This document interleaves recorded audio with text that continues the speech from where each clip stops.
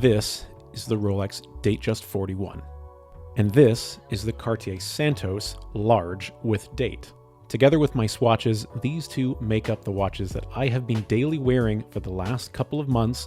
Both are recent additions to the collection, and today I'm going to put them head to head, their features, functionalities, etc.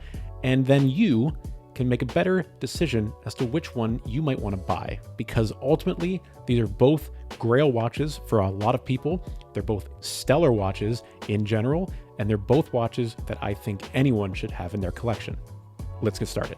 Both of these are Swiss luxury brand watches from incredible brands with a ton of heritage and a ton of history behind them. Cartier invariably created or was the inventor of the wristwatch with the original Santos, but of course Rolex is very famous and very well known and very prestigious. But there is some availability problems that we need to talk about. First, the Santos readily available, whether you want the smaller version without the date or the larger one like this with date, both are readily available. You can go walk into an AD or place an order online and pick one of these up pretty much right now. Anybody who's got any pulse on the watch world knows that's not the case for Rolex, especially not this particular model. Yes, this is definitely an easier one to get than, say, a Submariner or a Daytona, of course, but it's still hard to get. It's still hard to find in an AD when you're walking off the street. Gray market is usually where people turn for a Rolex right now. Things are improving over time as we kind of come out of the pandemic bubble, but it's still not great. So if you want something that you can go get right now, the Cartier has the Rolex beat.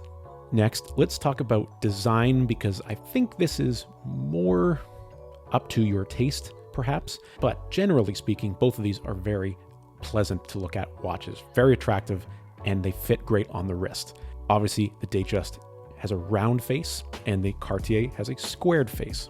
Depending on which look you prefer, which style you prefer, one might be better for you. The Cartier, because of its square size, measures 45.5 millimeters across, whereas the Datejust, of course, this is a 41 mil watch, so it wears like a 41 because it is rounded. The Cartier, because of its square dimension, definitely has more wrist presence. Likewise, in terms of the bracelet, both bracelets are beautiful, brushed stainless steel.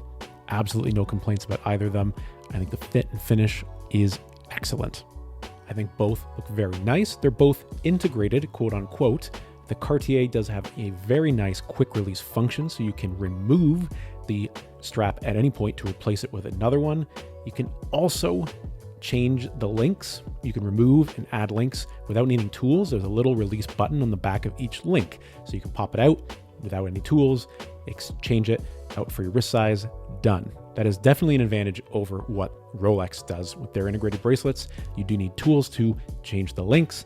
And again, they're integrated, so you can't just remove the bracelet whenever you want to swap for a strap. Doesn't mean it can't be done, it just can't be done as easily. Now, I will say though, the Datejust 41 I have here is a newer model, so it has the micro adjustment clasp. When you are out for a long period of time, your wrists expand, your hand expands from heat, etc. You can adjust by pulling out the end link, and you can get a little bit more wrist size, and it fits more comfortably as your wrist expands and swells. You can't do that with the Cartier. Yes, you can pop it off and take out a link or add a link, but then you have to be carrying links with you. Not as ideal. It's also worth noting that the Santos comes with a leather strap in the box included.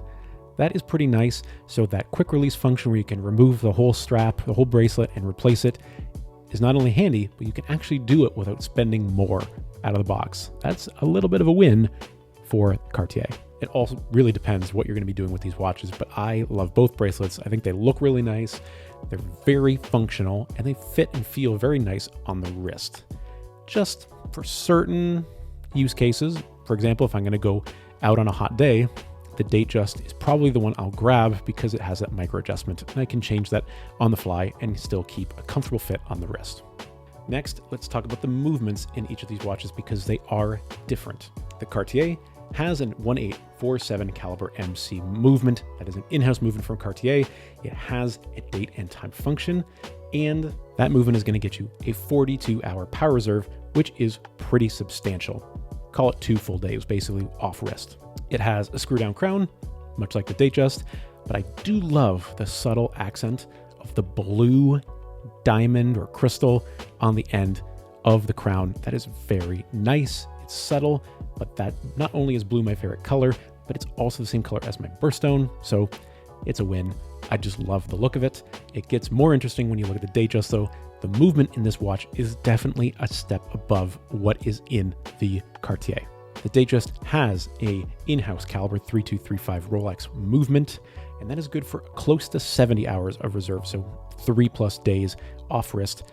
It's a pretty incredible little movement, date and time function, screw down crown, and for reference, both of these watches have closed case backs. You cannot see the movements. Looking at water resistance, neither of these watches is really a sports watch, but if you want to swim with them, that is possible. They're both waterproof to 100 meters or 300-ish, 330 feet, as long as the crown is fully secured.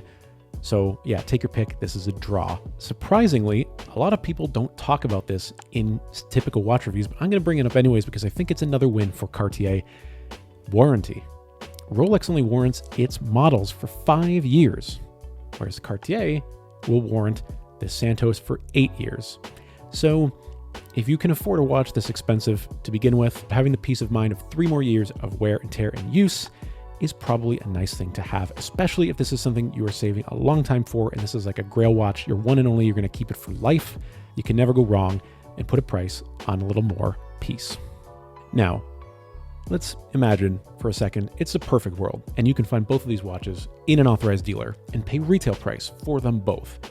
The price difference at retail is only $100. The Datejust retails for 10,400 Canadian dollars in this particular configuration. The Cartier, same thing, large with date on steel, is $10,300 Canadian.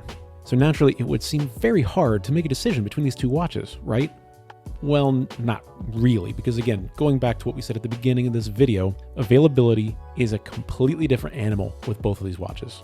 Cartier, as I mentioned, open availability. You can get this watch pretty much immediately from any Cartier authorized dealer. I got mine shipped the very next day and I had it 2 days after that. The Datejust I bought gray market because I had no choice and nobody had one in stock. And that's why the Datejust is retailing gray market for closer to $14,000 brand new. It's not necessarily super attainable in this moment, but in the long run, maybe it will be again. The Santos probably for the foreseeable future will not be in the same scenario and will be readily available for whoever might be interested in it. Different strokes for different folks. Both watches are fantastic. The only real big problem with the Santos, outside of the differences between these two watches, is just how easy it is to damage and scratch the face of this watch. But that's unfortunately just how it is. It's extremely high polish on the front of this watch, and that makes it extremely susceptible to scratches, even from wearing like wool sweaters or a coat. It can scratch that easily on the cuff. So that is absolutely something to be aware of, something to consider. The Datejust is not going to show scratches and scuffs quite as fast. It will, of course, with time, because it is just stainless steel. These metals will eventually show wear. That just has to be said. Between the two, that is absolutely a big to-do. And if you want a watch that's going to look pristine for a long time without any care, without any fuss, and you don't want to be too worried about it, the Datejust might be the better choice for you. But with all of that being said, which is the better watch? For me, I love them both equally. Obviously, there's huge differences, and certain people are going to prefer one brand over the other or one style over the other. And both of these watches, as I said, are absolute class acts, absolute top picks. And in this price range, under $15,000 Canadian, I should add, these are two of, if not the two, best potential watches you could buy on the upper end of that. I wish the Datejust had more availability, but there are ways to get it, and there are deals to be had if you're looking or you're okay with getting something a little bit older. If you absolutely must have something brand new, then you have some fantastic options in the Santos, not just this large version with date, but also the regular or small version without the date. But as always, guys, this is my thoughts, my opinion. What do you think? Let's have a conversation, as always, down in the comments below. Thank you for watching this comparison, and we'll see you again soon in the next video.